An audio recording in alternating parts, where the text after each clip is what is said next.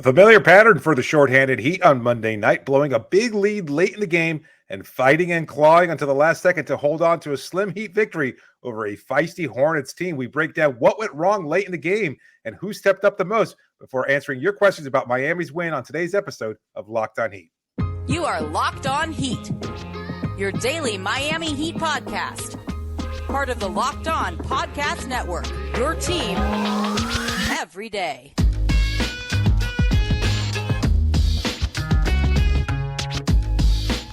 Welcome to Locked On Heat, your daily podcast on the Miami Heat. I'm Wes Goldberg. Joining me as always, David Ramil.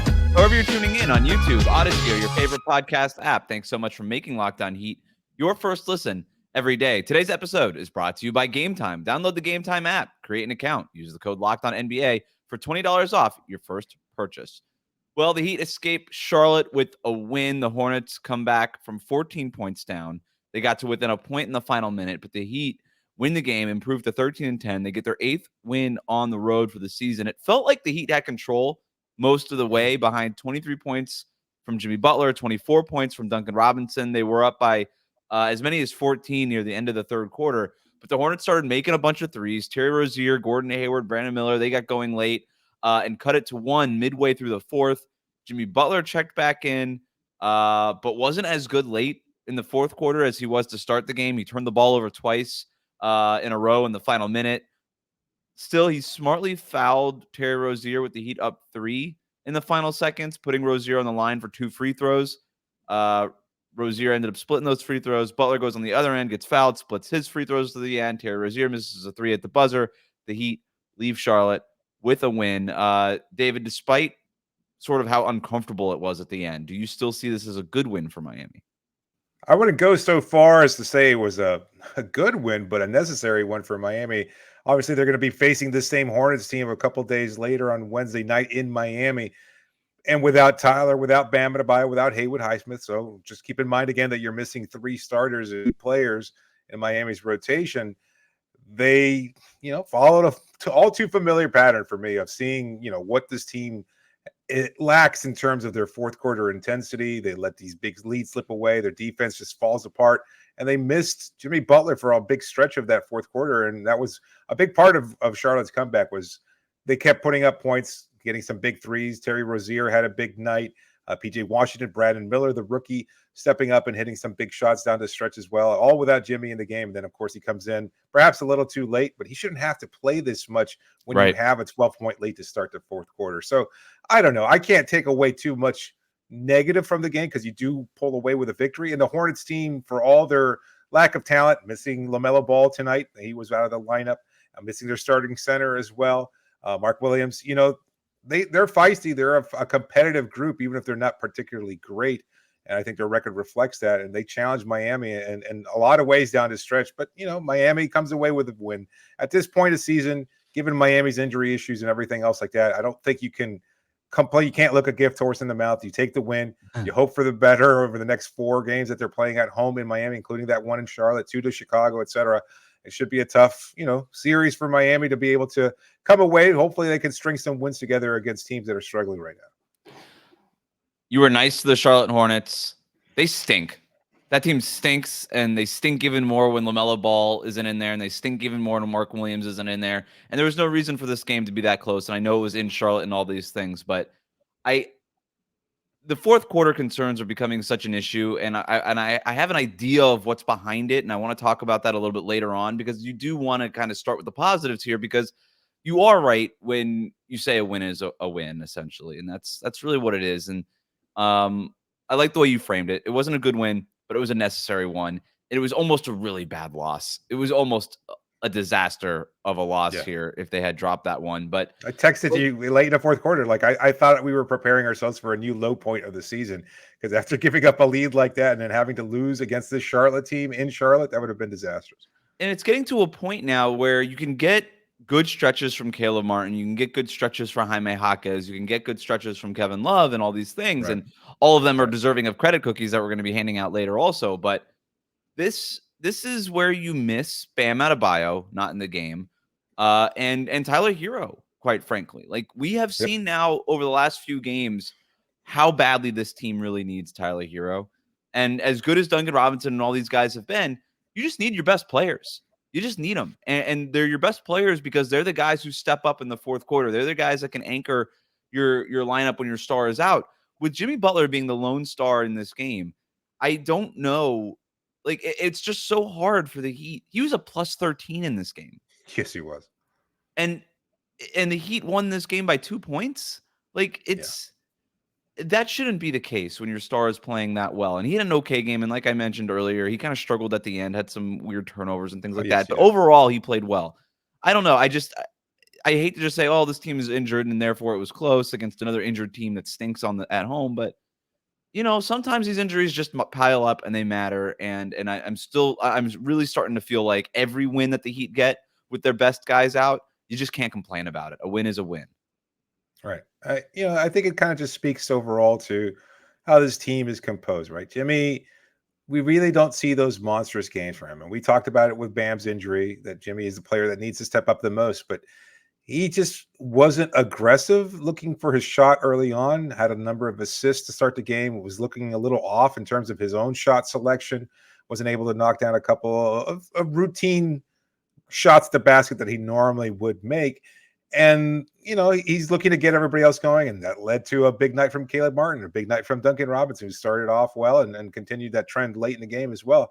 And everybody else, Orlando Robinson, Kyle Lowry and Josh Richardson both struggled. They bad games really, for them. Just bad games on both ends, I thought. Yeah. So, what are you going to do without Bam, who can contribute 20 points, and Tyler, who's good for 24, 25 points? You're going to get those contributions elsewhere scattered amongst a number of different players, but you need them to be able to step up in those moments when Jimmy isn't nearly as aggressive. I actually thought Jimmy was aggressive in this game. I'm surprised to hear you say that, especially early. Like, he had 6 points, I think, and 6 assists in that first quarter or something like that, or in the first half or something like that. But it's not like a superstar taking over of a game, right? Like, he's not. No, but he was. I think early in the game, you got to look for your shots. I thought he was getting to the paint and then either kicking out or scoring. He was pretty good in the paint tonight. And then he did miss like 1 or 2 in the paint, but at the basket, he was making his shots. And then when you don't have Bam or Tyler in there, you do have to figure out ways to get your teammates going a little bit and kind of spoon feed them. And I thought that he did a good job of that. I was just more concerned. That was the uncharacteristic part to me for Jimmy was at the end of the game when he had those 2 straight turnovers. He traveled and then he just lost his dribble, both coming against Gordon Hayward defensively. And I don't missed a free throw too. Missed a free throw late. Yeah, I didn't think it was a great finish by him, but I don't know. I also understand your point too, though. It's like, all right, 23 points, 8 assists, 4 rebounds. That's nice. It's fine. But like, where's the 40-point eruption from Jimmy Butler? Like, you see this all the time now in the NBA. Like, Joel Embiid goes off for 38 and nobody even blinks. It doesn't matter because he does it all the time. And I know it's not really Jimmy Butler's game to do that, but maybe it should be because we know he's capable of it, right? We've seen it at the highest stages with the biggest stakes on the line. And it's just like, you can't just give us one of those. You can't give us one of those, especially with Bam and Tyler out. Maybe against Charlotte, it just isn't exciting enough for him. I don't know what it is, but it would be nice if you can get one of them. Yeah.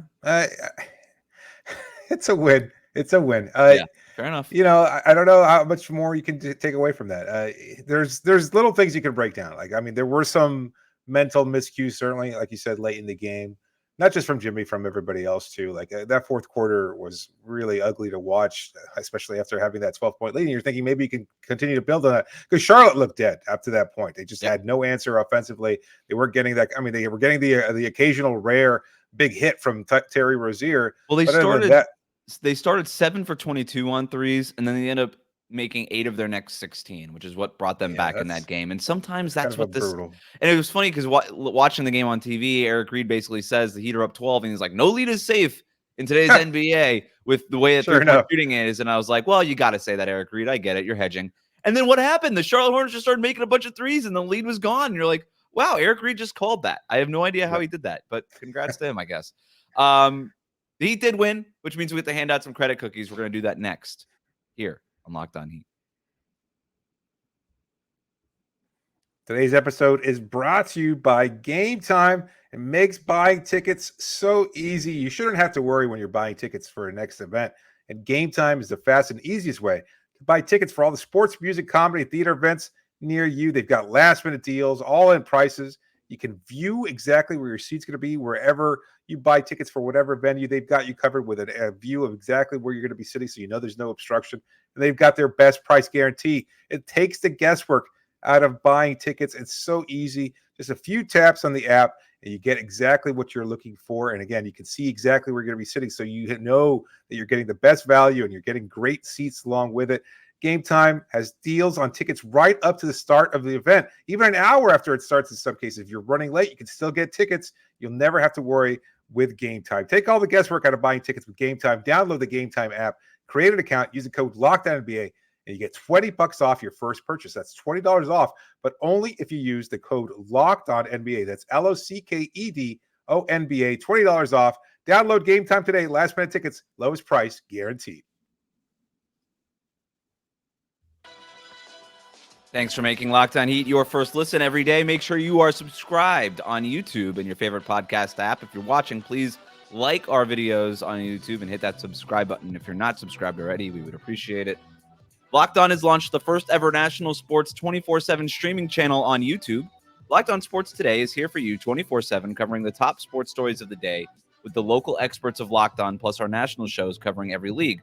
Go to Locked On Sports Today on YouTube and subscribe to the first ever national sports 24/7 streaming channel. Well, David, it's a Heat win, which means it's time to have the tastiest segment in Locked On Heat. It's time for some credit cookies. These are a little stale. I got to be honest with you. These cookies have been left out for a couple hours. They may have already been pushing that expiration date a little bit. I really debated saying, you know what, we've gone in the past after a tough loss and said, let's not give out blame pie. I really did not feel like giving out credit cookies today. Wow. But if we have to, because it is a win, as stale and nasty as these cookies are, I don't know, like maybe they're saltines, maybe not even cookies, like, just really bad crackers. Let's start off with Duncan Robinson, right? I mean, we talked about Jimmy. He's going to get his cookies, but Duncan Robinson with a monster performance after struggling against the Cleveland Cavaliers on Saturday had a really nice bounce back. And at one point, it seemed like if Miami's offense was going anywhere, it was going to be going through Duncan. 8 of 14 from the field, 24 points overall, 7 rebounds. I really noted in the first half how active he was as a rebounder, and I did not realize he finished with 7 total boards. Also 4 assists, so a nice healthy dose of that playmaking that he's shown of late. 2 steals. I mean, these are superstar stat lines, right? Like, I know people might think that we're crazy saying it, but I mean, a 24, 7, and 4, that's a really nice, robust stat line for a quote-unquote role player who couldn't even get on the floor last season, and he's just had a monster performance against the Charlotte Hornets. Just felt like every time the Heat needed a bucket, Duncan Robinson was the one that gave it to him. The Hornets cut the lead to I think it was like 5 points. 5 points with 7 minutes to go. Duncan Robinson hits a 3 to put the Heat back up by 8. There's another time where they had cut the lead to 1, and Duncan Robinson made a layup with 5 minutes and 45 seconds left to give the Heat a 3-point lead. He hit some key free throws down the stretch. Gordon Hayward fouling him or barely fouling him. They couldn't challenge it because they had already used their challenge, but Gordon Hayward fouling him on a 3-point attempt, and he nails all 3 of those. So really good game for him. Found Jimmy Butler on a drive in the final 3 minutes with an assist. I mean, he was just every time the Heat needed a bucket or a play, he was there. How many cookies did we give him? I think 3 is fair. I think it was a I'm with you on really that. good showing. We've got five players that I think really stood out tonight. 1, 2, 3, 4. And I got 3 4. for him. Interesting. Really? I got 4. Okay. Yeah. We'll see. I think I know which one I'm going to disagree with you on. Let's do Jimmy Butler really quick. We already talked about him, but how many cookies for him?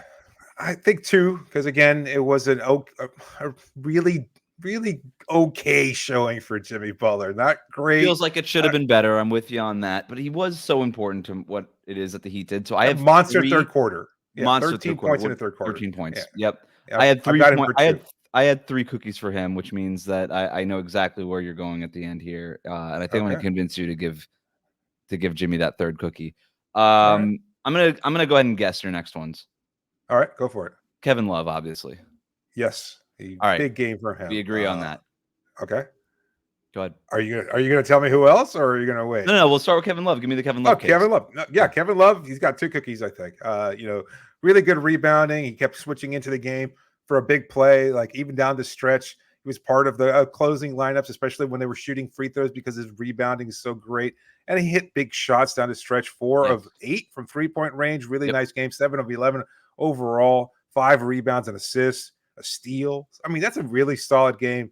You can't get these kind of performances out of Caleb regularly, but when they do happen, it just makes such huge impact. So I think he was really phenomenal tonight. 19 total points. I'm giving him 2 cookies. Felt like every time he shot the three, it was going in. I mean, like you said, he was 4 for 8, so it was half the time, but that's really good. Had one play there where Duncan Robinson I think it was Duncan, flings up a pass to him in the paint, like where Minnesota Timberwolves Kevin Love used to get the ball, and it went over Kevin Love's head. He with his right hand kind of taps it down back to him, catches the ball, and then kind of spins baseline and hits like this fading away, kind of post up spin shot. And I was like, wow, okay, Minnesota Kevin Love, let's go. He was just feeling it. It was that kind of night for him. He was second behind Jimmy Butler in plus minus in this one, +8. Jimmy Butler was a +13. I thought defensively he held up really well, and he outplayed all of Charlotte's centers. He was the key center down the stretch, even over Orlando Robinson, who I thought was up and down, but overall fine. But Kevin Love was the best center on the court tonight for either team. And so I had 3 cookies for him. I had 3 for him. I had 3 for Duncan. I had 3 for Jimmy. Your next one's going to be Jaime. Yes, he gets a cookie. He gets a cookie. I have 1 cookie for him. His stat line, 18 points on 5 for 8 shooting, 2 for 3 from 3-point range, 6 of 6 from the free throw line. Did have an assist, no rebounds. Unfortunately, 2 turnovers, and then fouled out. He fouled out in this one, and I thought the fourth quarter particularly was a little rough for him. But he had big stretches, especially in that second quarter, where it was like Jimmy and Jaime, just connecting over and over and over again, which is eventually what helped Miami build up that big lead. So I think it's worth a cookie, but and the stat line looks really good until you get to the fouls and the turnovers. But I thought we've seen better from Jaime, which is saying a lot for a rookie. I think he was guarded up against Gordon Hayward, and I think Hayward kind of recognized, the rookie, as slow as Hayward at this point in his career is, I think he's still savvy enough. He's never like an explosive elite athlete. Yes, absolutely. I think that's the word. Veteran savvy, whatever the cliche is. He kind of figured it out, and he was able to use sneaky athletic. His physicality and what limited moves he has now to kind of draw fouls. And Jaime, at one point, he kind of like just drove past the initial defender. I want to say it was Orlando Robinson, and then Jaime, very strangely, and not that kind of typical high IQ play that we've seen from, just stuck his leg out, and Hayward just tripped all over it and drew his final foul there. So, I 1 cookie for him, but I've also got 2 for Caleb Martin. I know you do. I think he. Okay. And I have 0, and I don't think he deserves any cookies. But go ahead, give me the Caleb case. I mean, 9 points in the second quarter when Miami was able to build that lead in the first place. He was really good early on. Had some nice shots on the stretch, a couple of fadeaways, some nice, real good touch around the basket. It looked very similar to the kind of games that we've seen from him last season. 7 of 14 from the floor, 5 of 7 at the line, 9 rebounds, 5 assists. If you're not giving him a cookie, you're not watching today's game. Like, I mean, I was watching 5 other games at the same time, and I was still able to say that Caleb was. Maybe that was your problem. Maybe you were missing all the defensive possessions for Caleb Martin, because as good as he was offensively, he was worse defensively. This was maybe the worst defensive game I've seen from Caleb Martin since he became a regular part of the rotation in Miami. You mentioned all those stats, and they're great. 7 of 14. Overall, 9 rebounds, 5 assists, 20 points. Then why was he a plus minus of 0? It's because he was giving up everything on the defensive end. The point of attack defense for him down the stretch was as bad as I've seen it. He was so jumpy. Every time it was Rozier or Gordon Hayward or Brandon Miller or anybody pump faking, he was jumping out of position. It was forcing Miami's backline defenders to scramble. So many times I counted in that fourth quarter, him just jumping for no reason on a pump fake. And I don't know what it was. If it wasn't like this loud jumping out of position thing, he was leaning the wrong way off of screens. I just thought a big reason why the Hornets were able to come back in this game and erase Miami's 14-point lead was partly because of Caleb Martin and then also Josh Richardson. Their defense at the point of attack was as bad as I've seen it for a Heat team in a long time. And so I give a tip of the cap to Caleb Martin for what he's able to do offensively, but I can't in good conscience give him any cookies tonight after what he did defensively. I don't know how much of that falls on them defensively and kind of takes away from what Terry Rozier does offensively. Like he was just dialed in tonight, and he doesn't need much space. I know a lot of those shots were 34 on Caleb points or for on him Josh. tonight. Yeah, he was really big, and he's also a crafty player. And when he gets hot, it's hard to kind of just stop him. Like, he's a Should he really trade good for him? scorer. Oh man, I don't. We'll do that later this week. We'll do that later this Oh, week. That's a tease. oh That's a wow. tease. All right. So if you really feel strongly about giving Caleb a cookie, I could do it, but 2 cookies is too many. All right, give him one. Give one to somebody else. Back You to want to go Jimmy. back to Jimmy? Yeah, Okay. give it back to Jimmy. So, all right. So we got 3 for Quiet Jimmy, 3 cookie for night. Yeah, Duncan, 3 for Kevin Love, 1 for Jaime, and 1 for Caleb. that Sounds fair. good. That doesn't seem right. 2 for Kevin. No, Love. two for Kevin. Okay, Love, yeah. All right, yeah. West Math. Hashtag I West was not Math. such a good zero days without Wes screwing up a math problem. I was at like 20 something days. I wasn't going to say anything, but I was doing good. What's with the Heat's continued issues in the fourth quarter? I've got one stat that might underscore the biggest reason, and it might surprise you. That's coming up next here on Locked On Heat. Today's episode is brought to you by FanDuel. The weather's getting colder, but the NFL offers are staying hot over at FanDuel. And right now, new customers get $150 in bonus bets with any winning $5 moneyline bet. That's $150 if your team wins. Is your team winning tonight, Wes? It's 10-10 right now as the Miami Dolphins have the ball on their own 10-yard line, but Tyreek Hill has made his triumphant return to the field, so hopefully good things are ahead. Yeah. Uncomfortable night in Miami sports right now. Yeah, I know a lot of people probably listening to to a boring game. Just get it done. I don't want to. I want a blowout for the Dolphins and a blowout for the Heat. Yeah. Unfortunately, people watching this are probably going to already know the outcome, and I hope it's a good one. The app is so easy to use. There's a wide range of betting options from spreads to player props, over-unders, and so much more. Go visit FanDuel.com, FanDuel.com/LockedOn, and you can kick off the NFL season that way. FanDuel, the official partner of the NFL.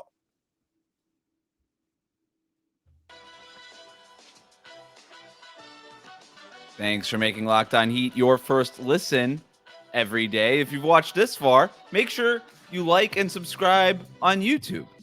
If you're listening on Spotify or Apple Podcasts or your favorite podcast app, make sure you are following us there as well. Follow us on Instagram, Locked On Heat on Instagram, Twitter. You can email us, lockedonheat@gmail.com. The Heat were outscored 37-27 in the fourth quarter tonight, nearly costing them this win. The fourth quarter issues just continue to crop up with this team. We discussed this several weeks ago in terms of where they rank among the teams in the fourth quarter. And then it was like them and Phoenix were like at the bottom 2 in the league of teams being outscored in the fourth quarter. Since then, it's pretty much only gotten worse, although other teams have joined them near the bottom of the league. There we go, baby. We got a party now. The Heat after tonight are being outscored by 2.8 points per game in the fourth quarter. They're outscored, like I said already, by 10 in this one. There are 6 teams currently being outscored by at least 2 points in the fourth quarter this season. Miami, the Washington Wizards, who get outscored every quarter all the time. New Orleans, who have their own issues in the fourth quarter in terms of their star player not being able to catch his breath. San Antonio, who stink. Phoenix, which is like Miami. It's just sort of weird that they're down here. And Detroit, who also stink. So it's a bunch of stinky teams, a confusing team in the New Orleans Pelicans, and then 2 weird ones with Phoenix and Miami being down here. So I teased going into the break. I think I know why. And a big reason is the injuries, right? You don't have your star players, and eventually when it's crunch time, you can only ask your role players to do so much. But the other part of this too, and this is the troubling one, Jimmy Butler is playing so many minutes lately. And I couldn't help but think at the end of this one, he looked tired. He looked tired at the end of this one. He looked tired at the end of that game against Cleveland on Friday night, where it was one of the worst games I've seen Jimmy Butler play this season after he kind of got back into game shape. Over the last 5 games, Jimmy Butler, here's how many minutes he's played in each of these 5 games. 38, 37, 35, 36, and 36. It's too many minutes for Jimmy Butler. And so if he is fatigued, I don't blame him necessarily. But I don't really know what else the Heat are supposed to do when these guys are hurt, when Tyler Hero That's and what Bam it is. Adebayo are injured. Yeah. It's a byproduct of missing those two players. Like you've got arguably your best defensive player in Bam out for the game, and also a crucial component piece, and then maybe your best offensive player in Tyler Hero, or if not your best in terms of most consistent and best all around offensive player, certainly a guy who can get you a bucket when you need to. Now both of those things kind of fall on Jimmy, not alone. Everybody else has to step up as well, but for Jimmy, a lot of it falls on him, and he's fallen short in that regard. I don't know if it's again the lack of urgency in the regular season, something that Kevin Love alluded to and that we talked about in our earlier episode today. But Jimmy Butler is being asked to do too much, and he's just not stepping up in that. And I don't know if it's just a byproduct of his age or mileage or the fact that the stakes aren't high enough, but it has not been a great overall season for Jimmy. They have a couple of like pet plays with Jimmy Butler at the end. They like to go with like the Kyle Lowry setting the pick and Jimmy Butler kind of running the pick and roll there. And sometimes he hits Lowry on that short roll and Lowry kicks out to a shooter. Sometimes Butler just takes it himself, gets to the basket, either scores or kicks out to a shooter. And that's a good play, but that's it, right? Like, I don't know that you want to be playing out of the post as much because isolation that late just, it wears on a player, right? It wears on a guy like Jimmy Butler.